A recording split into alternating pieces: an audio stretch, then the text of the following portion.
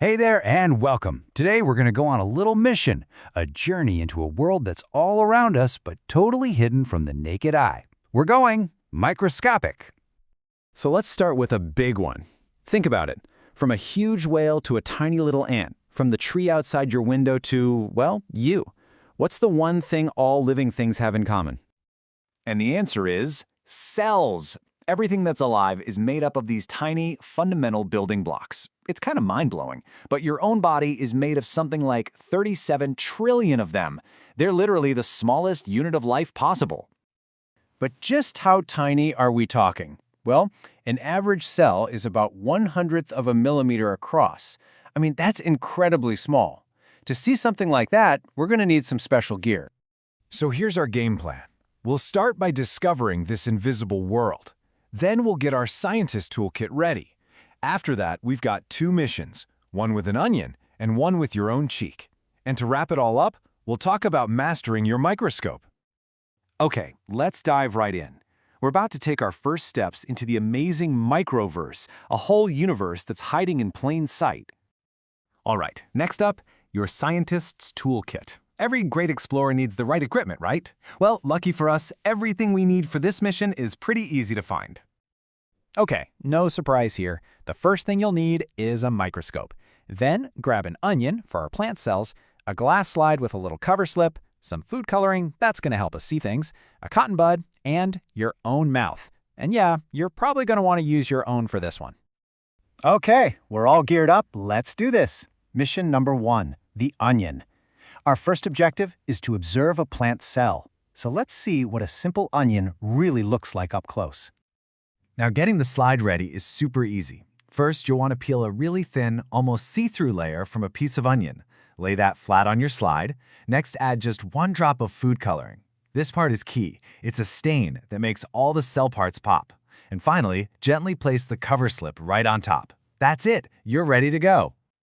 Okay, go ahead and look through the microscope. So what do you see? It should look pretty cool, right? You should see these amazing, rectangular, almost brick-like shapes. That strong outline you're seeing, that's the cell wall. It's this really solid structure that gives the whole plant its shape and helps it stand up tall. Okay, that was awesome. Now for our second mission, your cheek. Let's see how animal cells stack up. This time, the sample isn't coming from the kitchen. It's coming from you. We're going to find your very own cheek cells. So, the process is a little different here. Start by putting a drop of food coloring right onto a clean slide.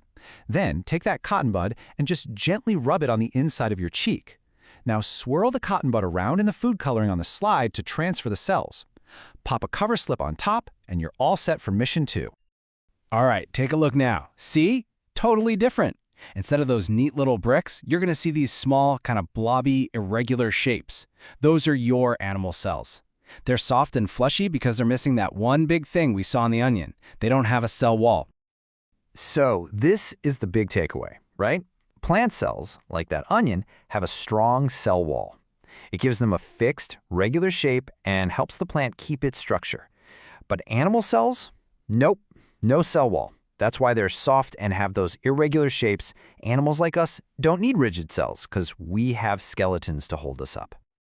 Mission accomplished. You've seen both plant and animal cells. So for this last part, let's talk about mastering your microscope. I'm going to give you some pro tips to really level up your skills.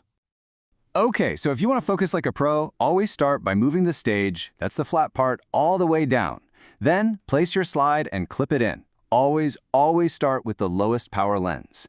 Now, use the big knob, that's the coarse focus, to slowly bring the image into view.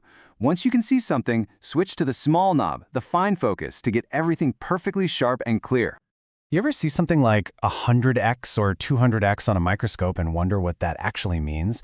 It's really just simple math.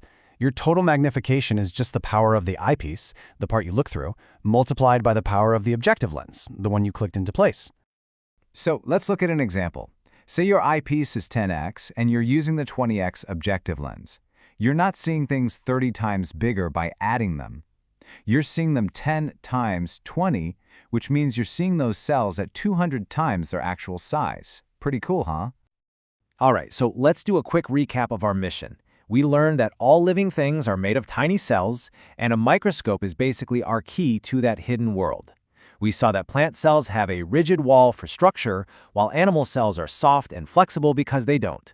And you know what? You now have all the skills you need to make your own awesome discoveries. And that's our guide. But really, this is just the beginning for you. You're now officially an explorer of the microverse, so the only question left is, what are you going to discover next?